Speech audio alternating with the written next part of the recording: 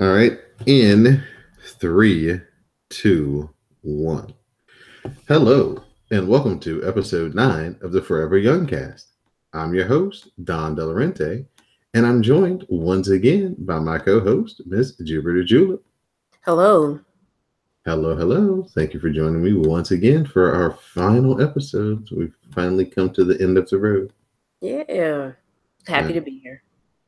Thank you for joining me, like I said before. And we're joined by Madame Lizette, Miss Elisa. How are you? I'm good. How are y'all? We're excellent, excellent. And the shield is back in full effect again this week as we're joined by Miss V at What Sleep Though. How are you? I'm good. How are you guys? Hope everyone is doing as well as the ladies and I. Whenever you're listening to this, the Forever Young cast can be found on CSPN on the web at www.cspn.us. So, ladies, we're going to do something a little bit different this week. We are going to focus on the finals of the Mae Young Classic. But first, before we get there, we're going to talk about everything else surrounding evolution. So, since I have you three ladies here, we're going to start with the legends versus the other legends as Trish Stratus and Lita faced off against Alicia Fox and Mickie James, as Alicia Fox was the replacement for Alexa Bliss, who is out right now with injuries. And the team of Trish Stratus and Lita end up getting the win over Alicia Fox and Mickie James. So, Miss Elisa, I'll start with you. This was a good way to start the event. Got the people on their feet. Everybody is always happy to see Trish and Lita. And they did not disappoint. They got the victory. So, your thoughts on the opening match of Evolution? So I'm happy that this is the opening match because I think that it was good but not great. There were some things that were going on. There was some stiffness in the ring. There were just some ring rust that I noticed. And I was like, okay, this is a good way to open the show, get the pop from the crowd. And also I feel like the show progressively got better after this match. I think Trish and Lita did a good job for what they were asked to do. I think Alicia Fox coming in at the last minute and being a part of the match was good. I think having Alexa come out and still, talk her shit and kind of get into the match and everything. I think all of that was great. But like I said, there were just moments that I was like, oh, this is a little cringeworthy because Lita and Trish haven't been in a WWE ring for a full match in years. So there was that stiffness and there was that ring rust and there was that oh, I'm not sure if she should hit that move or oh, that move doesn't look the way that I remember it looking and stuff like that. But it was a good start to what I think was a pretty good pay-per-view. And it got the crowd going. It kind of got me going because it was better than I anticipated it was going to be. And it did its job. All right. Miss Jupiter Julep, I'll bring you in next. Your thoughts on the opening match of Evolution, Trish Stratus and Lita getting the win over Alicia Fox and Mickie James. Before I talk about the match, I want to talk about the way Evolution looked. From the package and the song and the lighting. I like the way that it looked. Them starting it also, helped build the excitement and sustain the excitement. I thought that and also speaking of legends, add tip to China and a China cast and everybody who live tweeted with us. I saw a lot of people glad that China was mentioned at some point. And so since we're talking about legends, I want to give my shout out to her. But I will say that everybody looked good as in terms of their actual costuming. Lita updated what she used to wear into a more mature look in a nod to this is what used to be my gimmick, but I am going to turn it up a little bit. Trish looked awesome as well. And so did the other ladies. I always think that Alicia Fox looks great. I'm so happy that she had her opportunity to participate, being as though she wasn't in the first Royal Rumble. Women's Royal Rumble. I too agree that I was glad. I'm not a fan of Alexa Bliss, but I was glad that her concussion did not stop her from being in the match and having a showcase at the first women's pay-per-view. I was glad that the Legends took it and that they started off, and also that Lillian Garcia announced that match. All right. Anything else on the actual, wrestling in ring stuff that you saw, besides just you're happy that the Legends won? I think the Madame Lizette said most of it. Oh no, I will say one thing. We were all a little nervous about Lita hitting that moonsault, and she hit it perfectly. There was no close calls. I thought that well, no, I mean, not too much. I mean, it was what I thought it would be. And I mean, like Madame Lizette said it all. I don't want to go over what she said again. Okay. All right. All right, Miss V, I'll let you get the final word on the opening match. Your thoughts on watching Trish and Lita turn back then. I was not expecting him to come out first, but it actually made sense for them to come out first because, like everybody's been saying, that's who a lot of people wanted to see that night. And they both, they came out and they had the energy up high.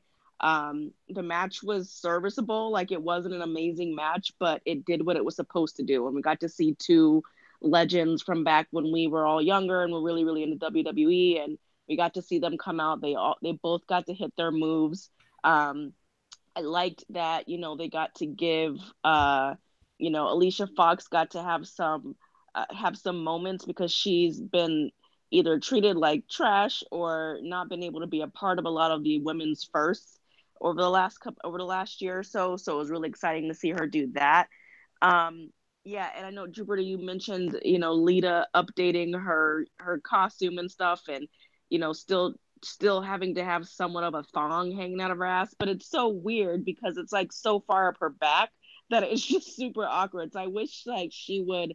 I get that it's an acknowledgement to her past, but I'm like, I wish she would get past that thong thing because it just looks terrible. But it was really cool to see Alexa come out and have her moment too. We'll talk about this later on, but about some of the wrestling of a certain person named Ronda Rousey and how she's a little bit sloppy and dangerous. And I kind of feel like if I were Alexa, I would have been livid that I wasn't able to be a part of this pay-per-view because of someone else's sloppiness. But the fact that she still got to have her moment and still be at the pay-per-view was really good to see. And overall, I just thought it was a good match. It wasn't great, but it was good for what it was supposed to be. So it was good to see. All right, next up we had our Battle Royal, and the winner got a title shot. So some of the legends that were involved in this match were Tori Wilson, Alundra Blaze, Ivory, Molly Holly, Michelle McCool, Kelly Kelly, and Maria Kanellis. So Nia Jax was the eventual winner of this match. She wins the Battle Royal, and she earns a future title shot. But I think everybody would agree that the star of the match was actually Ember Moon. She, had a really good showing and showcase in this Battle Royal. So we'll start with Miss Jupiter Julep this time. Your thoughts on Nia Jax winning the Battle Royal and some of the legends that you saw in there as well? First of all, I miss Miss Jackie being there. She was at the first Women's Royal Rumble. I was hoping I would see her in the Battle Royal. I like the storytelling and the pacing of the match. They got rid of the Iconics really quickly, and everybody could get behind getting rid of them. But their promos normally annoy me. And I don't know why they give them the microphone other than the fact that they are so annoying and good and they grab great heat. They almost remind me of Vicky Guerrero and Excuse Me. So I was glad to see them kind of have that comedic moment to start it off with and then kind of move towards the storytelling. Ivory doing a dance off with Carmella, I thought also was funny, especially because I still remember Ivory in her Right to Censor days. She looked amazing. I was wondering, she was the original Glow member too, wasn't she? Yeah, she was. So is she still wrestling? like in other promotions? I don't think she wrestles regularly. I think she kind of pops up every once in a while, but not regularly. So I can't like see her in Mae Young Classic 3, like making a run for it. Okay, fine. She's like 54 or something like that, so I don't think so. Oh, a girl can dream. But other than that, when it got down to the competitors, I was a little surprised that they didn't have a legend kind of make it to the final 4 or the final 3. Like, woo, could this person take it? But I liked that Ember Moon stole the show. I thought it was interesting to see what Tamina and Nia Jax would do together. I also laughed when, oh my gosh, what is her name? Jode Almas's business manager. Yeah, Zelina Vega. Miss V, you told me like, oh, I don't think Zelina was eliminated. So when she came out and thought she eliminated him and laughed heartily, I laughed too. But I like the pacing. I like the match. And as far as Nia Jax winning, I don't know how to feel about that, because it signals to me that they're going to give her a push. But didn't we do this with Nia v. Ronda before? We did. So, I mean, it does not help with the stale factor. I think we all agree that WWE is falling into, specifically women's wrestling. When you had this great event and in the Mae Young Classic, and we have all this energy, but then you are giving us the redux. So I'm happy that they're doing something with Nia, but I don't know if this is what should be done with her. All right, Miss V, your thoughts on Nia being victorious in the Battle Royal? Yeah, so looking back on it now, I know I originally picked Lana to win the whole thing, but then that was a really dumb mistake, because of course they weren't going to have somebody from SmackDown win when they're going really heavy with Becky and Charlotte with their feud, so they weren't gonna do anything there. I mean, I guess I could see the only reason that they would pick Nia is at this point maybe Nia is the only one that can beat that they would make sense have to beat Ronda, because Ronda has she lost a singles match on Raw yet? Negative. So I think that's what it is. Like they're gonna make it seem like Nia's the only one that would make sense to be able to beat Ronda Rousey, because that keeps her strong if she loses to somebody like Nia over losing to somebody else, which is kind of stupid, but I think that's probably what they're looking to try and do. I mean, I thought the match was good. I was really hyped up that they gave Naomi the first entrance, and they let her entire song. They let her have her moment. Mm-hmm. I don't know if that was an acknowledgement of the fact that she won the first Battle Royale, or if it was just a matter of them realizing that she has the best entrance out of everybody, all the women and a lot of the men in the company. So they gave her moment. And I also like that she shouted out Melina with a move to showcase, Melina's stuff from the past. Yeah, I thought that the match was good. I think there was a lot of really cool moments in there. The moment between Nia and Tamina where they shouted out Roman Reigns, which was really cool. And then to see, I guess they asked Nia, why they did that backstage, and she said, out of all the male wrestlers, Roman Reigns is one of the ones that really supported all the women and was always there to give them advice and always tried to get them more spots. So they were like, if anybody should have been there tonight, it should have been him. So it was really cool that they shouted him out for that.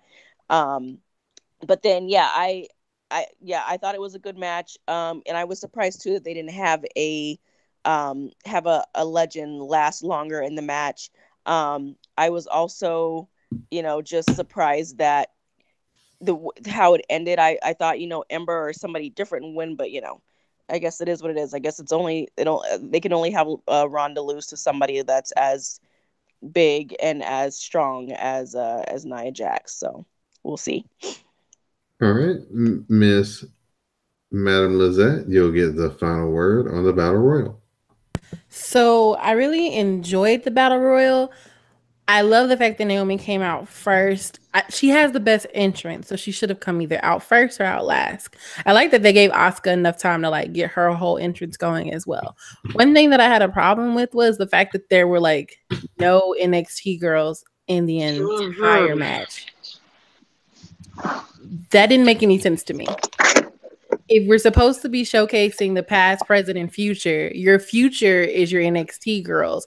Why are there none of them in the ring? Yeah. And then for them to like pan over to them throughout, like during the show, that didn't make me feel any better. Like, why weren't they in there? There are so many girls down there. Like, I saw a lot of fans were upset that Nikki Cross wasn't in the Royal Rumble, or it wasn't in the Rumble, and she should have been.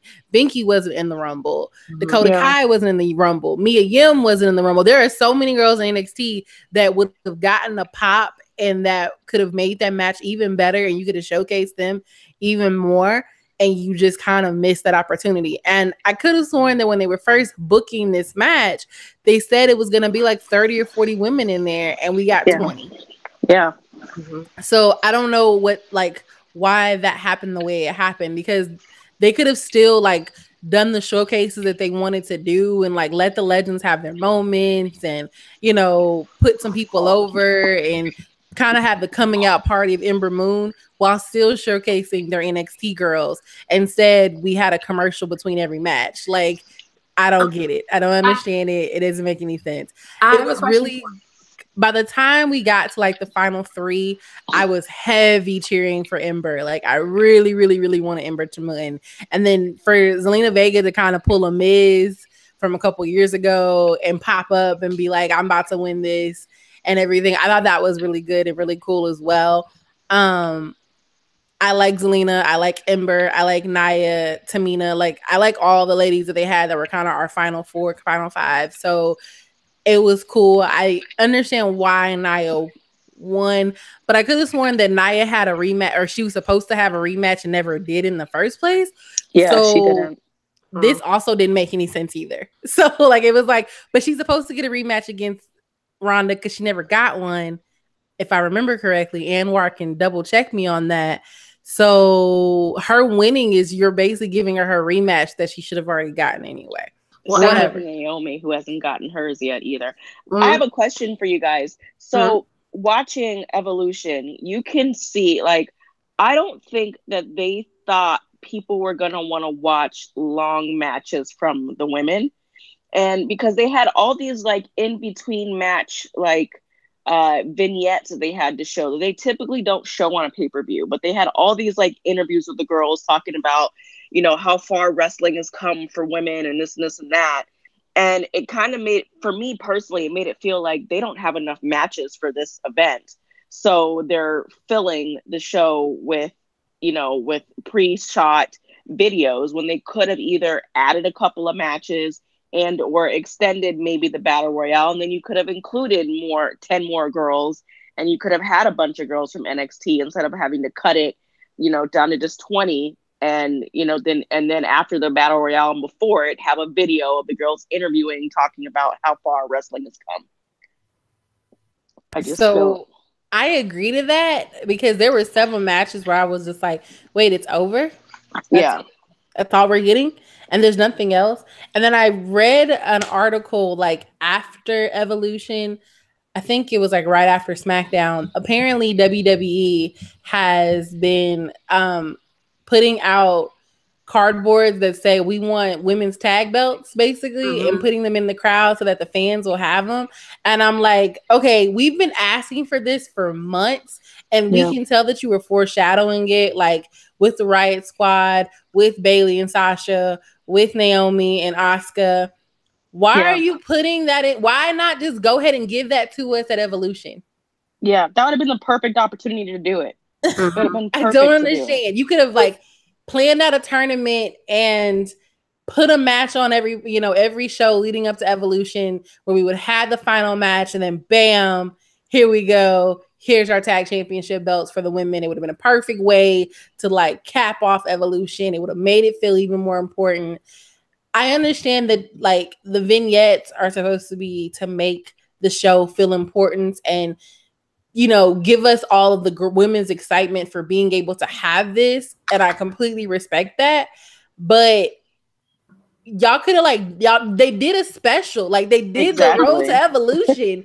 So we didn't need these vignettes during the pay-per-view. And you have enough women between Legends and your current main roster in NXT and UK NXT that you could have booked a 10-match pay-per-view for 3 hours and had, 10, 30, 45, 10 or 15, 20-minute matches and done it just fine instead of giving us a 20-minute, or I don't even know how long the Rumble was, but giving us a 20-woman Rumble that felt kind of rushed and that felt like was missing a whole set of women.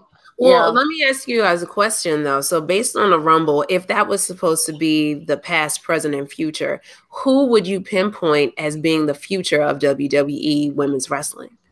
I think they were trying to go with the Iconics because they're the most new on the roster. I don't think everybody else has been up for a really long time. And I think that's what they were doing with Ember, was she's our future. Yeah, maybe. Oh, and shout out to Ember and Asuka, like getting the face off. I really like that callback because that was a great feud for both of them in NXT. So it was nice for them to kind of rehash that out in the ring for a little bit. Mm-hmm. That was a good callback as well. Yeah. Okay, so if you think that she's the future, do you think that Ember Moon is the future over anybody that you've seen at NXT or in the Mae Young Classic? No. Okay. I think she's the future for the girls that are currently up right now, but I don't think she's the future if you include girls that we've seen in the Mae Young Classic and girls that are in NXT right now. Her star's not brighter than Bianca Belair. She's the brightest star of everybody. Yeah, which is why so it's like, why would you not have her in this match? Why would you not have, like, we should have had that Black Girl moment, that picture that we had behind the scenes. We should have had that in Evolution. We should have seen that, because that has been a big thing for a long time about how there's no representation of African American, especially women. There's always been maybe one or two, but when there's like 5 or 6 of them, there's no reason we shouldn't have gotten that moment either in this battle royale or at some other point in Evolution. We should have been able to have that moment in the ring at some point. All right. There's no reason to have Bianca Belair there and not have her in the ring. That just doesn't make any sense to me. Knowing she was there and you didn't put her in the ring, why would you do that? That just makes no sense to me. Well, the next group of people who did get their chance in the ring were the Riot Squad, as they faced off against Natalya, Sasha Banks, and Bayley. Natalya, Sasha Banks, and Bayley ended up getting the victory, as Sasha Banks got to hit a tribute frog splash to her idol, Eddie Guerrero. So I'll start with Miss V. What did you think about Sasha, Natty, and Bayley getting the win over the Riot Squad? I mean, we knew they were going to get the win. Like, they weren't going to give their win to the Riot Squad in this point. But personally, I wish this feud would end and we would see something else, because we have seen these girls wrestle each other every week on Raw for the last 2 months. But it was a good match. I mean, it was a lot of botches. I don't know if the girls were just overly excited or overly nervous. But there was a lot of botches in the match and they tried to overcome them. And I think they did, but it definitely wasn't the sharpest match that any of the girls have ever had before. But and especially considering they do wrestle each other every week, so you would think you'd be a little bit sharper. But I mean, overall, I thought it was cute that, Sasha, Bayley, and Natty all came out with their pink and black, so they were like a legit team coming out there. And like I said, they all had their moments. They all had a couple of botches, but I just think overall it was like a serviceable match. It wasn't anything special, but it was a good match to watch. All right, Madam Lizette, I'll let you join in now. Your thoughts on Natty, Sasha, and Bayley victorious over the Riot Squad? I kind of wanted the Riot Squad to win this just because, I kind of want heel Natty. I'm tired of her being all cute and oh my god, I love you guys and you girls are amazing. Like I'm ready for her to just be like, I am sick of this. Like yeah, I'm the shit. Why is this happening? Right. Like I'm gonna do what I want to do, and I'm tired of being nice to all y'all. Like so I kind of wanted them to lose, but I'm okay with them winning. I hope that this means that this feud is over and we don't have to worry about this 6-woman tag match happening on Raw tomorrow, because I'm so tired of watching that match every week on the main roster. I like the fact that Natty and Bayley and Sasha were, wearing matching colors and gear. That was really cute. Like Ms. V said, it made them really look like a team. The Riot Squad always, comes out kind of sort of matching besides Sarah. So they're also great. I noticed the botches and things of that nature, and I'm not sure like if it was the nerves or what, but like this match could be clunky compared to like the matches that we've seen on the main roster and on Raw. I could tell that the crowd was bored with it, and I could tell that I was personally bored with it because we have seen this match ad nauseum for months, it feels like, which is why I was like, I want y'all to lose so that Natty can turn and we can turn the story into something else and we can just progress forward, because I'm tired of watching the 6 of you guys either fight singles matches against each other or fight tag matches against each other or whatever. Like I'm ready for this whole thing to be over. So that's kind of how I felt about it. All right, Miss Jupiter Julep, your thoughts on Natty, Sasha, and Bayley victorious at Evolution? Going in, I didn't have a pick for this match because I've seen it so often. So what I wanted was a great match. And unfortunately, I got a decent match. So that was a little disappointing, because I really, really, really wanted Sasha, Natty, and Bayley to look amazing, because I know how much wrestling means to them and how long it has meant something to them, from their childhood. Having said that, I don't want to rehash too much of what everybody else has said, but I will say that this is a match where I thought if there would be a heel turn, that it would happen here. I had hoped not, because I think that this is a standalone event where people who don't necessarily watch wrestling would turn their eyes toward it. Which is one of the reasons why I understand why the last match was the last match. And so having a storyline develop, I think it might have confused some people. So I understand why a turn didn't happen, but I thought that it might, just to spice things up. And honestly, I thought the turn might be from Ruby, not where you would expect a Sasha or Natty or never Bayley. I will say this, that Madam Lizette, when you said that you wanted a heel turn from Natty, all I could think of is her going Dr. Evil and petting like 2 paws slowly and talking mad shit to all the girls. That could be funny.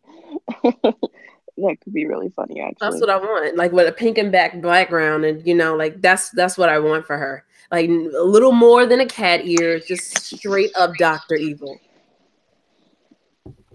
I'm with it. I think that's a great idea. It's something better than like what we're getting now. That's where I'm at with it. Sounds like Dr. No from Inspector Gadget. Oh, yes, I agree. Good. That was a good cartoon. Yeah. I just don't know if she can act well enough to pull that off, but that would actually be really entertaining to see her try. So maybe we need to like start tweeting about that so we can get that and get her to see that and be like, you need to become a heel that pets her. She, you know what? Because she would probably be all over bringing 2 paws on the road with her and having him be a part of her gimmick. She'd probably be all over that. But you know what? She doesn't even have to act, because she can have a henchman in Tyler Breeze. Yeah, that could work. Yeah, put Breezango back out there, since Fandango is just about healed because he's rehabbing right now. Make the Fashion Police like her henchmen, and they all get in the pink and black and fuzzies. I'm with it. Yeah, there you go. This is the Forever Young Cast. You can find us on iTunes, SoundCloud, Stitcher Radio, Google Play, and Spotify. So our next match was for the NXT Women's title, as we had Kairi Sane facing off against Shayna Baszler. With the help of her friends, Jasmine Duke and Miss Marina Shafir, Shayna Baszler becomes a two-time NXT Women's Champion as she makes Kairi Sane pass out to the Caribou to clutch. So Miss Jupiter Julep, a lot of people were really impressed by this match. It's probably the match besides the Mae Young Classic Final that had the least amount of buzz coming into it, at least for the people who just watch Raw and SmackDown. Mm-hmm. So your thoughts on Shayna Baszler recapturing the NXT Women's title? Yeah. This was a match I was all about in terms outside of Becky v. Charlotte that had my emotions on a roller coaster. I think we chatted y'all and said that I have never wanted to call women out of their names on public spaces, aka Twitter, in my life the way I wanted to. Jessamine Duke, and what's the other lady's name? Marina Shafir. Yeah. And it was great in terms of character work and the introduction of them. The fact that Kairi did not tap but was choked out.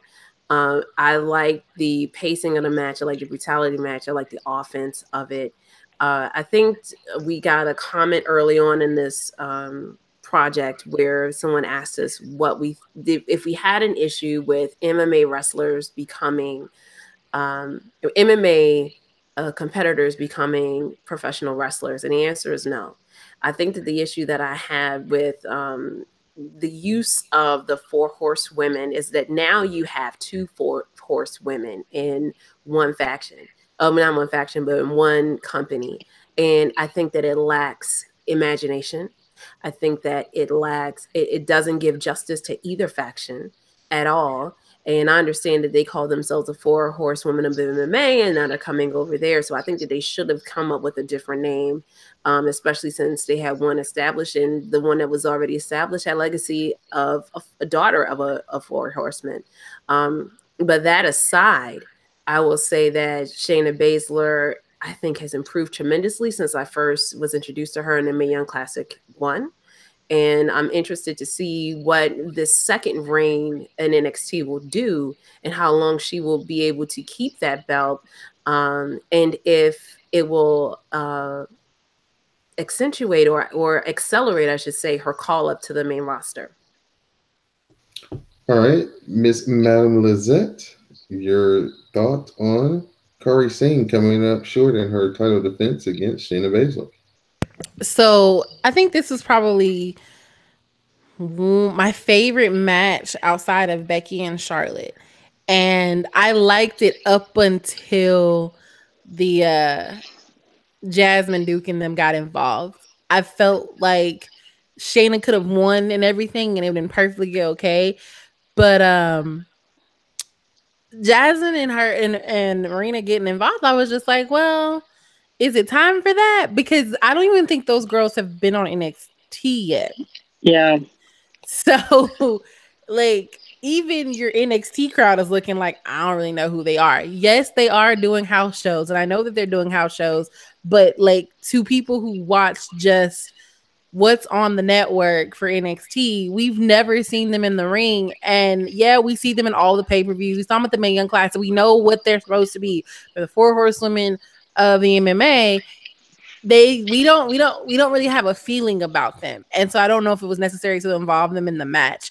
What I wanted to happen, which I predicted last week, was that Shayna was gonna lose, and then she was gonna help Ronda beat the Bellas, and we're gonna get like a tag match out of that. And we didn't get that, and I guess that's okay. But I guess when we watch NXT this week, the girls are gonna debut. That's what I'm hoping is gonna happen. Because if that doesn't happen, then it's kind of like, all right, why do we do this? The point? Yeah. What was the point in all of this? And they're still not gonna be on the network where I can watch them and see what they're doing. or if they can go in the ring or whatever, like if there's supposed to be a faction of some sort, like the Riot Squad and Absolution, I need to be able to see them on television and not just like at pay-per-views. Also, go ahead. Becky almost took a complete heel to the face when Kyrie sang through when they threw into the crowd. Like she got up real quick, but I was like, oh, my girl almost died. I did not appreciate that at all. Like Po Binky. She was like, wait, like I'm taking like 5 or 6 steps back. I don't even think she went back to her seat until she was sure like they were done with whatever they were doing. But outside of that, I thought the match was good. Shayna has improved, and not only has she improved in the ring, she's also improved on the mic. She's improved in taking her bump. She's not as stiff as she was on the NYC. And if you listen to the Wrestle Class, you have heard me say, like, I don't like this girl. She's grown on me, and I will admit that she's grown on me. I still don't like her 100%, but I can recognize growth, and I can give props when growth is shown. So props to Shayna, props to Kyrie. I guess, you know, we're going to get Kyrie and EO later and not as soon as I was hoping, and that's okay. All right. Well, Miss V, I'll let you get the final word on the NXT Championship match. Yeah, so I pretty much have the same opinion the other two girls have. I did not see the need to have the other two women from the Horsewomen jump into this match. I mean, I guess it was a storytelling function, and if there's no payoff from it going forward, and if we don't see these two girls next week, or at least within the next 2 weeks or so, then it's like, what was the whole point of all of that? I will say this about Shayna.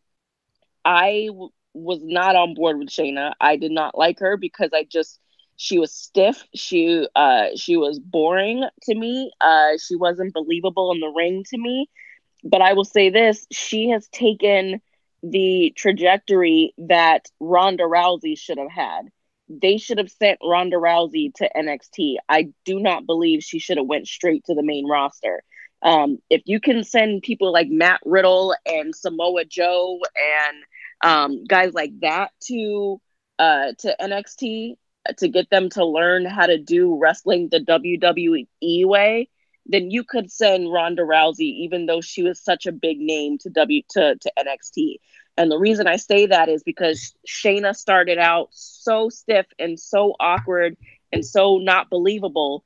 And now you've seen her take the time in those smaller shows and learn how to work a ring, learn how to work her opponent, and learn how to actually work a match and to do promos and that kind of stuff. And it shows, and she's believable. And so now when she walks to the ring, I don't see someone cheeseballing like Ronda does, because Ronda literally has two faces. She's either cheeseballing because she's just so excited that people know who she is, and then she's got the angry face, like, oh, I gotta turn it on. It's fake, but Shayna is believable now, and so I look forward to seeing like where she's going to go after this, and I look forward. And I'm not at a point where I'm like, oh, I don't want to see any of her matches. I actually would enjoy seeing her matches in the future now, because I've seen her grow and seen her learn how to do this.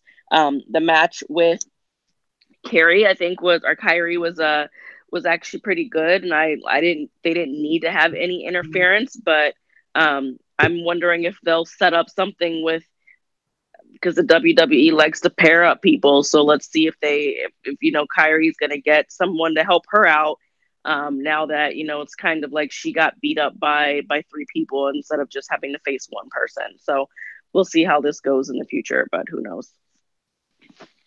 All right, next up, we had for the SmackDown Women's title, the very first ever last women standing match between Becky Lynch and Charlotte.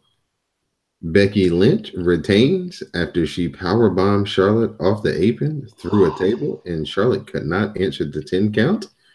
So this was, I think everybody would say, their match of the night pretty much, or the match that they were looking the most forward to once this was announced on the card. So, Mademoiselle, I'll let you start this time. What do you think about Becky Lynch retaining over Charlotte? I'm so proud of Becky. I am just so very proud of Becky. She is fully embraced heel life. Like I remember her NXT heel run and I did not like it. I just didn't find it to be believable. But this one is perfect. This one's everything. And she and Charlotte like beat each other mercilessly, and I stand. And then even like the fact that when Charlotte was supposed to put Becky through the table, it didn't work, and then she put her back on the table to make sure she went through all of that. Like we gonna get this spot. It don't matter. Like we got time. We're gonna get this spot. This was one of my favorite matches. It did like make me cringe, but kind of in a good way. And those ladies show that they can be as aggressive and as brutal and as hard as the guys are when they're doing, TLC and, putting each other through tables and doing last woman standing or last man standing matches and everything. So I thought that they did a good job. Yes, there were like some botches here and there, but I think that kind of comes when you're including all of these different objects and trying to get all these spots in. But I love the fact that Becky and Charlotte took it all the way. And I really, at the end, thought that Charlotte was actually injured because she was just looking like her whole body was broke down. And that she was just like, I'm so tired. And Becky winning and solidifying herself as number one on SmackDown and the number one heel, like female heel figure on SmackDown was really important, even though fans cheer her and I cheer her because I love her. I think that this was good for her. And I hope that they build on this momentum and, make this a long run because Becky deserves it. She built that women's division up when they drafted her to SmackDown Live and they did the brand split. And she spent a year losing and losing and losing and losing. So now it just feels really good to watch her win. And good match, ladies. Like really good match for me. All right, Ms. V, your thoughts on Becky retaining her SmackDown Women's title over Charlotte Flair? I'm gonna get to that 1 second, but ladies, you guys have to go to Naomi's Instagram account. They really must be setting up this tag team thing because she and Asuka now have matching gear, like completely matching gear. Yeah, and it's actually really cute. I saw it earlier today, and I was like, it's cute. It's very, very cute. Yeah, like they're going all in with it. So even the hair is matching too. So I'm like, okay, they might be really doing something there. Anyway, back to the point. No, I stan Becky. Like Becky is the heel that we deserve. She's the heel that people say Alexa is. Like she really owns that. Like I enjoy everything that she does. I think she's from everything she's doing on social media to everything that she's doing in the ring, like it's perfect. And Charlotte is like the perfect foil for her. Like Charlotte, because they put on great matches, and they're really friends behind the scenes, so they can really go places that they might not be able to go with other people because they trust each other and they have that respect. So it gives us the opportunity to see some really, really cool stuff. The match was probably one of the more brutal women's matches I think that we've ever seen. Even with all the ladders matches and stuff that we've had in the past, like these two girls really went at it with one another, and I was really surprised by a lot of the stuff. I know, like as we were watching, I think I was tweeting you guys or talking to you guys on our other chat that when the tables don't break, it's always super awkward and it's really hard to watch, but I really, really appreciated that they were like, we're going to make this work. We are here to put on the show. So we are going to set these tables back up and we are going to do this. And we're going to have the best match of the night. And we're going to show that we should have been the ones headlining this match. I don't care if we don't have a reality show or if we don't have, fans who watch us from MMA. We're going to show you guys why we are the evolution. We are the ones that should be headlining the show. This is who you should be paying to come see. And they showed that 100%. So I was 100% on board with it. And I'm excited to see where else they go. I'm even more excited now at the end to kind of see Becky. Well, I don't even know if I'm excited to see Becky and Ronda, but I'm excited to see Becky it might be difficult because if Ronda can't up her game, it might be a weird match. But I'm excited to see what happens with Becky going forward. All right, Miss Jupiter Julep, your thoughts on Becky being the fan favorite, even though they're trying to say that she's the most dastardly of all heels and retaining her title? All right, babies, cover your ears. I'm going to frame it in the way that Becky Lynch would, and that is that she is a motherfucking man. She is. Yeah, man. I mean, hashtag the man. I love it. Since I'm framing it in a man's focus, I will say that this rivalry, to kind of go with what Miss V said, because Becky and Charlotte are friends in real life, I see the trust that Johnny Gargano and Tommaso Ciampa have. And so I am hoping that their rivalry takes on that same type of trilogy, or is it like a four-peat at this point? But like having Becky be that type of a heel, and for the two of them to go to those places and brutality and storytelling and saying that, you know, this is kind of what I want most storylines to be, is to say, you know what, I deserve this belt. I want this belt. You ain't got it. And I'm gonna put everything on the line instead of I'm angry or she's pretty or she had better opportunity. Like that's the only thing that women can be upset about, really. So I'm glad that it is literally about opportunity and chance, and who is better, and that they're going and seeing that, and also hoping that this is a harbinger for what Samoa Joe can be in the future, like taking all those L's but being consistent and being there. And hopefully this means that he next year, since we're in November talking about January, can start winning matches and we can finally have him as champion as well. But Becky is the man, period. All right, so we'll move into the Raw Women's title match as Ronda Rousey successfully defended her title against Nikki Bella. So Nikki Bella taps out. We'll have Miss Jupiter Julep. We'll have you start with your thoughts on Ronda Rousey retaining the Raw Women's Championship. I'm going to be really quick on this.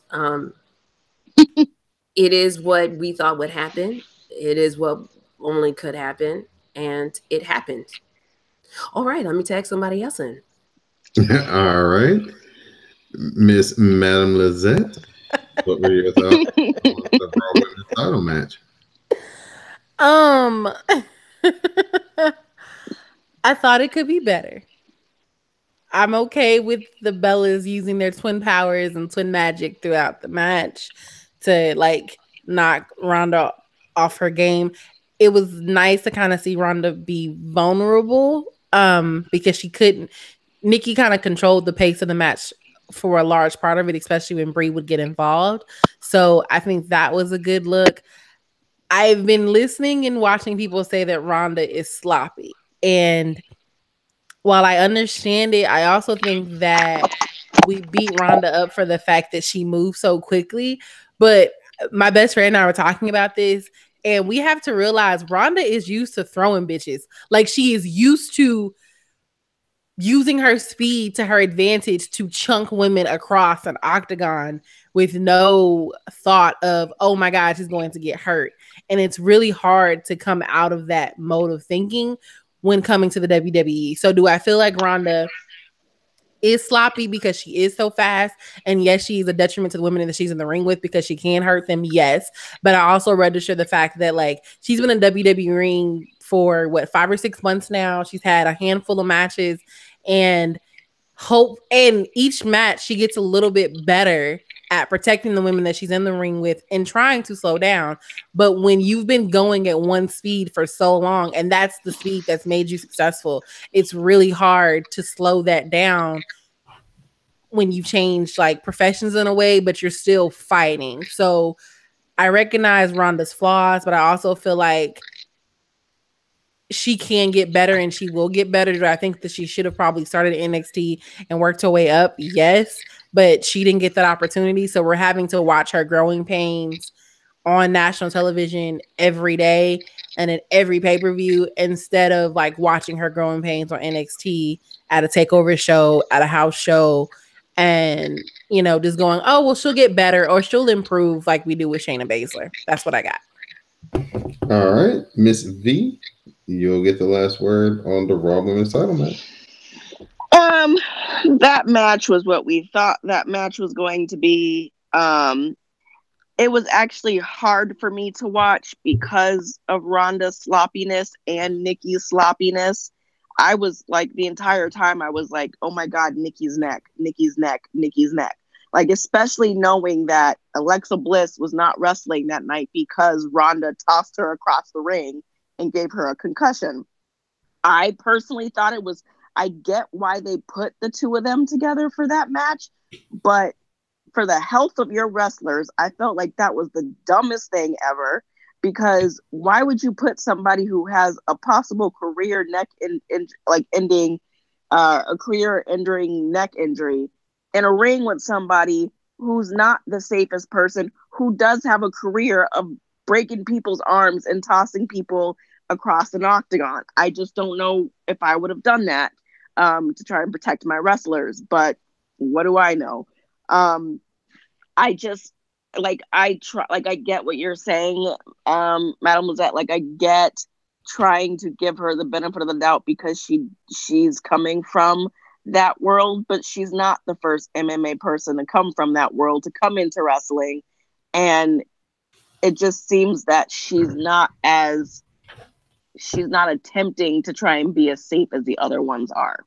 So it just, for me, it was just like, okay. And then I think it was harder to even watch it too, coming after Becky and Charlotte's match, which tore the house down. And then you got to bring the Bellas and Ronda Rousey in after that. To me, it was just kind of like, okay, well, I guess I got to watch this now. So it was just kind of there. I could have done without it. I didn't really need it. We all knew that Ronda was going to win. There was no way that Nikki was going to leave with that, with the belt. But at the same time, it's like, do I have to watch this again now? Like, do I have to have a rematch? Because I personally really don't want to see that. But, you know, what do I know? Now it's time for the main event as far as this podcast is concerned, as Toni Storm faced off against Io Shirai in the 2018 Mae Young Classic final. Both women battle on the apron. Toni hits a headbutt and a German suplex on the apron. Back in the ring, Toni covers and she gets a 2 count. Toni follows up with forearm strikes, but Io Shirai answers back as they trade punches in the center of the ring. Io fires up and she pummels Toni. She hits some palm strikes and then she runs into a lariat from Toni. Toni hits the Storm Zero, but Io kicks out at 2. Io rolls to the apron. She stuns Toni off the ropes and she follows up with the 619. We get the springboard sunset flip from Io and we get a 2 count. Io follows up with the double knees. She heads up top, but the moonsault is countered when Toni Storm gets her knees up. Toni Storm then hits Storm Zero, makes the pin, gets the 3 count, and Toni Storm is the 2018 Mae Young Classic winner. Boo! Sorry. I mean, wow. What I think we gotta let Dawn have his victory lap, and then we can talk about it. Yeah, Dawn, go ahead and cheer your girl on. Yeah, go ahead. Put your cape on. Just a great finals. Another great showcase. Toni Storm digging deep, putting forth her best match of the tournament. Io's best match of the tournament. Exactly what you want out of a tournament, to have your best match be in the finals. Hard-fought victory for Toni Storm, so she was my pick when the event started. I'm glad that it turned out that she was the pick when the event ended, and I couldn't have been any happier. And, thank you, WWE. Good performance, Toni Storm. Io Shirai as well, so I was happy and did the Barry Horowitz as I was patting my own self on the back for calling and predicting that Toni Storm would be victorious in this year's Mae Young Classic. Now I'll let the ladies form the shield so they can power bomb me through whatever tables they like. So we'll start with Miss Jupiter Julep. Oh wow, you gave us permission to powerbomb you. Ladies, did we need permission? Nope. No. Well, we can start with that. Yes, you have been Toni Storm's fan from day one. But you didn't just pick her by yourself. Last week, I said that she would probably win, but she doesn't deserve to win. She had a decent match. She did.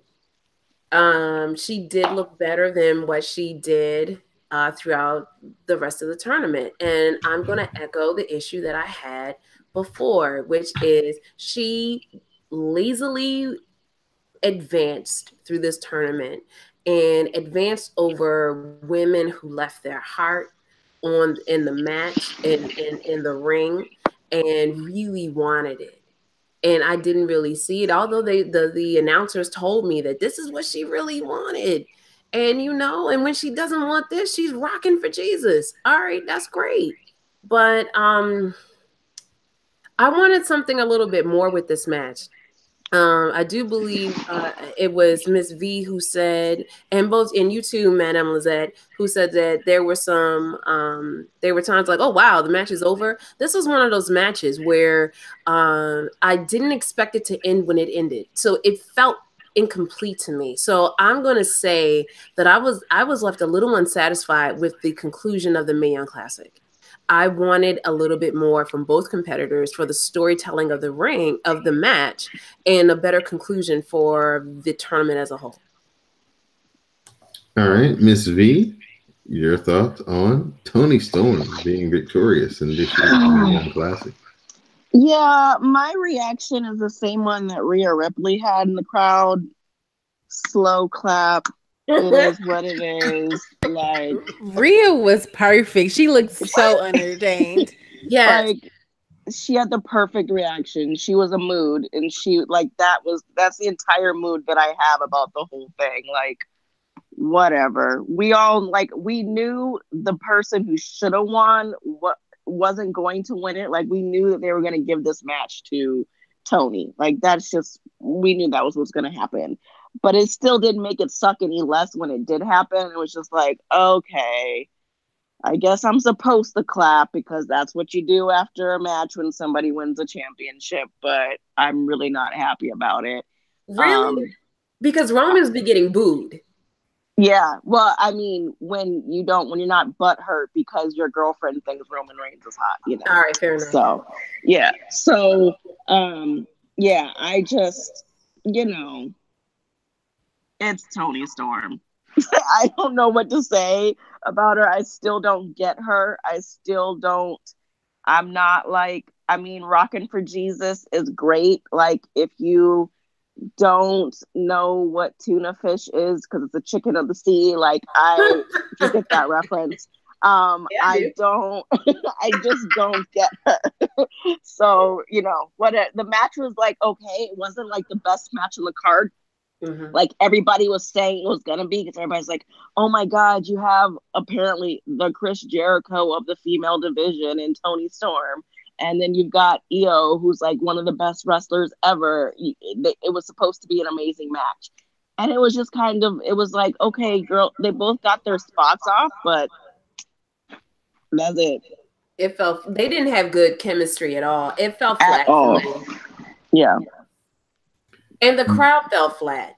I think this is one of the lulls of the entire pay-per-view.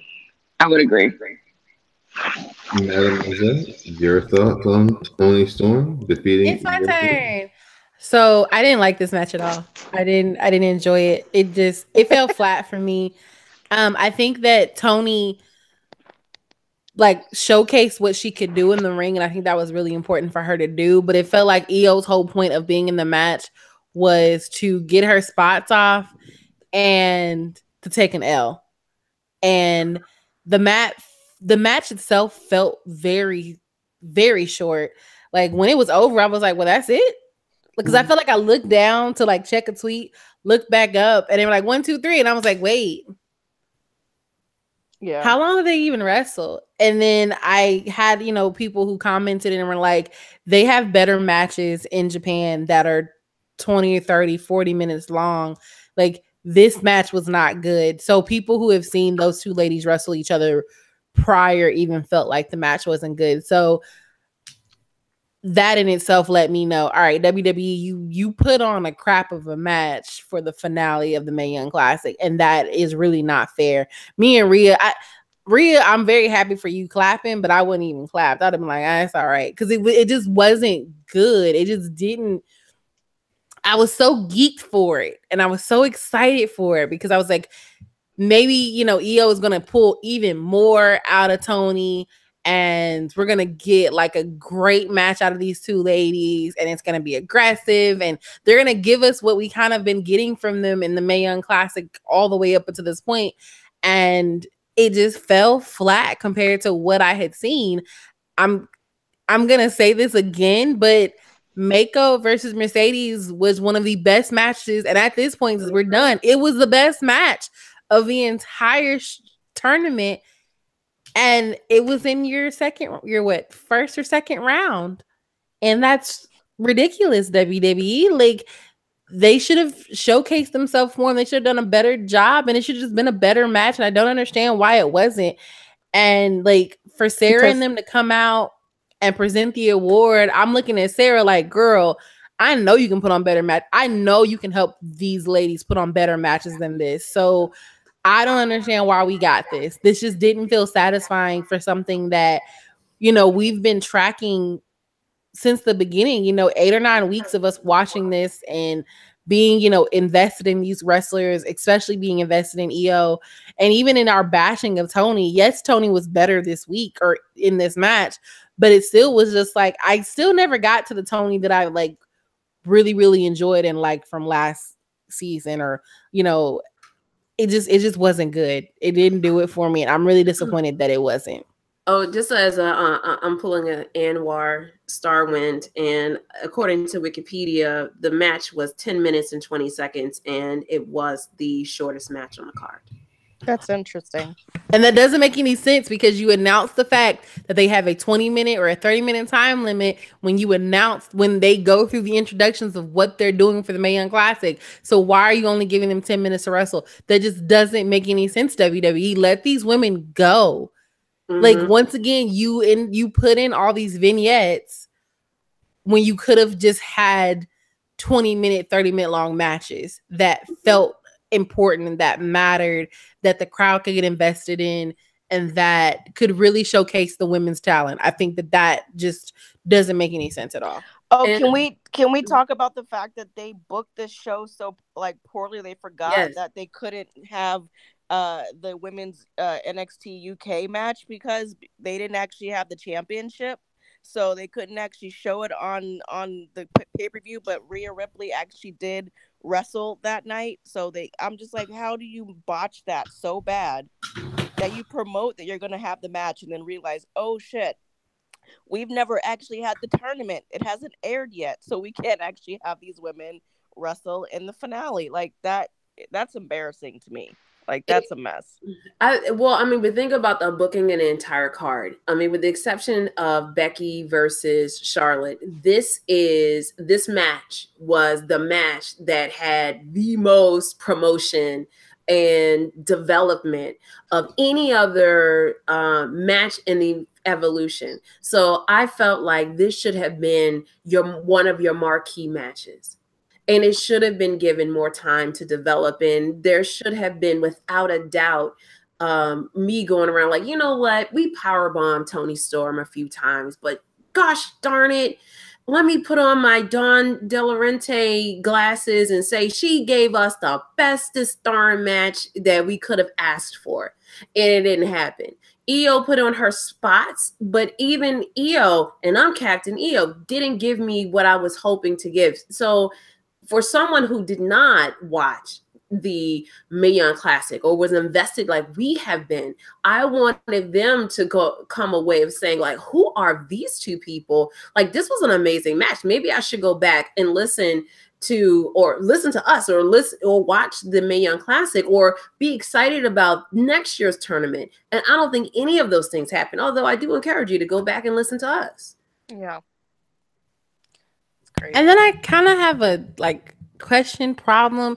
Toni Storm is going to wrestle on NXT UK. So is she if she does challenge Shayna Baszler at this point and everything, is she gonna be on both NXT shows, or because she won the Mae Young Classic, is she gonna be able to challenge for either the NXT or the NXT UK belt? Because you don't really do a good job of explaining that when you're like, oh, she gets to challenge the NXT champion. So whoever wins this is gonna fight, whoever wins out of Kairi and Shayna. But now that at this point NXT UK will have a title belt, and that's the show that Toni's supposed to be like a marquee wrestler on. Is she gonna just get to pick who she's gonna wrestle, or is she gonna just be on both shows because we want to overexpose her? I got questions. Well, you know what I think is gonna happen? I mean, I've been high on Io, but we all admitted that based on the last match between Io and Rhea Ripley, it was all about Rhea Ripley. And so I think perhaps they had buyer's remorse. So Rhea Ripley is their champion, right? Spoiler, sorry. And I think that what they're going to do is exile Toni over there to the UK, NXT UK. And I think that she is going to face Rhea Ripley. Okay. I mean, Ripley shows like why she was given that slow clap because she's better. Yeah. I mean, she's most definitely better. Like, and I'm pretty sure she's going to dominate Toni and then still lose. So, I mean, it's going to be a waste. Cool. But did y'all see that Rhea Ripley dressed up like Tegan Knox for Halloween? Like, she's okay. Look, that is a petty that I can get behind. That right hilarious. There, that is a petty I can get behind. Oh, I was like, I'm all in on Rhea Ripley. I'm like, she is taking this gimmick to like the moon, and I am all on board with that. Like, that is heel is life. It is a lifestyle. Yeah, I'm all on board with it. Yeah. Well, that concludes our coverage of the Mae Young Classic. As again, Toni Storm is this year's winner, and also our thoughts on Evolution. So at this time, I'm going to open it up to the ladies for their final shout outs and thank yous. So Miss Jupiter Julep, I'll start with you. Yeah, I was going to open it up for like a discussion, but I don't think we're ready for that. My stomach can't handle it today. So I would say, Dawn, thank you so much for inviting me to come on this journey. I'm so glad that we did it, that we completed it, and that we're here. Madame Lizette, for being on your day one-ish with me. I so appreciate it. For Miss V, thank you for coming in and allowing us to form the Shield. And I would say Anwar being our Tito Jackson. I appreciate you as well, and all of the listeners. So, thank you. God bless and good night. All right. Madam Lizette, your shout outs and thank yous.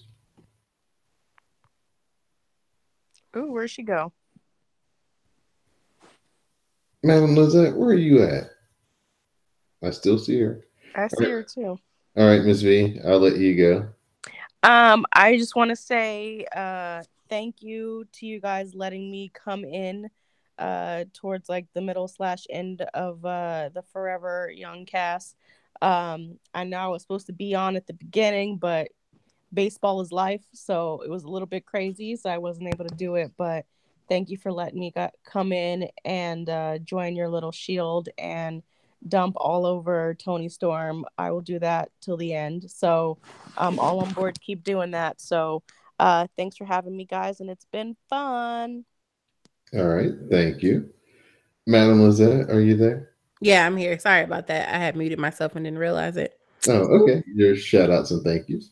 Well, thank you, Don and Jupiter, for having me on. I really enjoyed myself. Hopefully, we can do this again next year if they release it the same way they did with the weekly episodes. Thank you, Ms. V, for joining the Shield with us and fully power buying Don every week for like 8 weeks. It was really fun and enjoyable.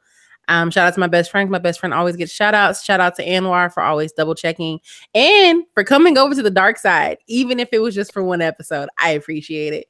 And, you know, thank you to everybody who's listened, everyone who enjoyed, who's, you know, hit us up and enjoyed this, commentating about this every week. It has been fun. I have enjoyed myself. All right. And my shout outs and thank yous would just be to the lovely ladies who make up the Shield on this podcast. It's been my pleasure each and every week to talk about the Mae Young Classic and this episode to extend that out to Evolution, such a monumental event for so many women's wrestling fans. And like I said, I was just glad that we could spend a whole lot of time talking about this tournament and getting to know these ladies and hearing y'all's insight. It's been very informative to me, and hopefully the same for all the listeners. So thank you to everybody who listened, everybody who used the hashtag #ForeverYoungCast, everybody who live tweeted last week with Evolution to use the hashtag ChinaCast. We appreciate you. We appreciate you. We appreciate you. So for my co-hosts, Madam Lizette, Miss Jupiter Julep, and Miss V, What's Sleep Though? I'm Don Delarente, and this has been episode 9 of the Forever Young Cast. Yay. Okay, ladies, thank you very much. Yay, that was fun. Thank you. I appreciate y'all so much. This was great. All right. So I saw that. Well, I saw that we were number 3. Is that good for you? As far as the listen scale, well, what happened was we're having a transition. So the CSPN feed, I deleted it. So a lot more people were just listening to the shows through that than we anticipated. So we got to get everybody to go back and like it subscribes to the shows individually. So some of the shows, the numbers are like off than they would be. But yeah, anything that's great that this episode does, because you know, it's a show that I just threw together out of the blue with not a lot of planning. It was just like, ooh, Mae Young Classic. Ooh, don't really want to have like a good like episode, like good time to talk about it. The WrestleCasts are already like an hour and 20 on pay-per-view nights. So it's like, who could you think of to just come up with a podcast? It's like, yeah, these people. Let's try it. Well, appreciate it. Yeah, so I was just at work one day and I was like, oh, Mae Young Classic is starting. It's like, oh, we need to make an individual podcast for that. And you know, part of the reason why Evolution was so bad was because they've been prepping for Crown Jewel, and that ended up being awful. So I feel like that's really good karma. Oh, it was so bad. It was so bad. And now Triple H, they're not. So the thing that's crazy is like they potentially will not have Triple H and Roman Reigns for WrestleMania next year. That's gonna be interesting. Wow, no Triple H. I kind of can get behind that because I love him and everything, but still, he needs to wrap it up. But the only reason to have him there is for the entrance, just to see what he's gonna do. But yeah. I mean, he tore his pec muscle, so he's gonna be out for a long time. So we'll see. I mean, they're not good because if he's out now, like they're not going to be able to set anything up going into WrestleMania. No, WrestleMania season kicks off in a couple of months. Like, yeah. So y'all realize that Survivor Series, they're going to have to put Survivor Series together in 2 weeks because it's in 2 weeks. That's why they're already putting out these that's why they're doing these head to heads. They're like, oh, we're going to have Brock Lesnar against AJ Styles and Becky against Ronda, and that's why they're doing that, because they're like, we don't have time to set anything up. Let's just go ahead and have everybody like, let's just do it that way. There's no matches. There's nothing they can do at this point that's gonna be worth it. So they ruined it. Trying to get that crown jewel money. Yep. I'm telling you, Whoopi Fingers. Before I go, because my stomach has had it, y'all. I thought about the whole China cast in China, and I was thinking about my grandfather, because you know how I jokingly talk about being on a TARDIS, and that is me having to go over and care for my grandfather's widow. She's 95 years old. Like her mind goes back, you know, in time. Sometimes we have different recollections of things, and I'm just a companion. So that's when I'm on my Doctor Who-ish when I go and care for her. But my grandmother was his second wife. And this is his fifth wife. Whew. When my grandfather died, we had to, and write his obituary, we had to talk about his children, but also his children's mothers. And every kid wanted their mother significantly like written about. But, you know, like you had to be equitable and you had to be fair. But the point is, you can't ignore history. Yeah. And I think that if WWE thought of, like, wrote it, you know, like their history, like acknowledge the history, acknowledge China's place in it, but also like move forward. Like I said, yeah, this happened in history. And then this also happened. And we also have all this other stuff, that people wouldn't be so crazy about it. Yeah. And the last thing that I'll say is, like, you know, like, yeah, I would just put her in a WWE just so people will forget about it and shut up. But, oh, goodness, quiet. You scared me. Did y'all hear him meow? No. Oh, yeah. He's back. But don't step on that. But I think that they should have Chris Jericho induct her, because he's still living and they were co-champions. And who should accept but all the current women's roster? Why? Because they are her legacy. Yeah. And you know what? And people will shut up. So all you gotta do is like show her for 2 seconds, and there would be no China cast. There would be no, like, if you went into the WWE Evolution, you would see like a whole bunch of people like hat tip to China and stuff like that. You know why? Because it is a significant part of history that happened, and people want, like, my father came and his brother came from wife number 2. But, you know, wife number 3's kids wanted equal billing too. Yeah. Wife number 4's kid wanted equal billing too. So I think that, you know, like, how do you appease everybody? By acknowledging their place and moving on. You know, that's honestly really true, because we don't talk about the people who are in the Hall of Fame until it's the week of Hall of Fame, or when they're inducting, they're announcing who they're going to induct into the Hall of Fame. It's not something that you hear on a or even think about on a regular basis. But when you do think about it, you don't think about who's in, you think about who they left out. Right. If they would just bite the bullet and just put her in, then you wouldn't have this huge glaring omission that everybody acknowledges except the WWE. Like, it would honestly make it go away, because we wouldn't have to feel like we have to fight for her to get acknowledgement. If they would just give it to her, let her have that moment, and then everybody could like move on from it. You would never, because she's not alive anymore, it's not something you're going to have to talk about ever again, really, until the next Hall of Fame happens. So they just need to they just need to do it, let it happen. And I do like that idea of, you know, current girls accepting it for her, or even if they were to bring it in, you know, some of the people that she wrestled back then, like to bring in, you know, an Ivory or a Sable or somebody who was on the roster with her. But I feel like what they would do is they would have Triple H. They would do some really petty shit.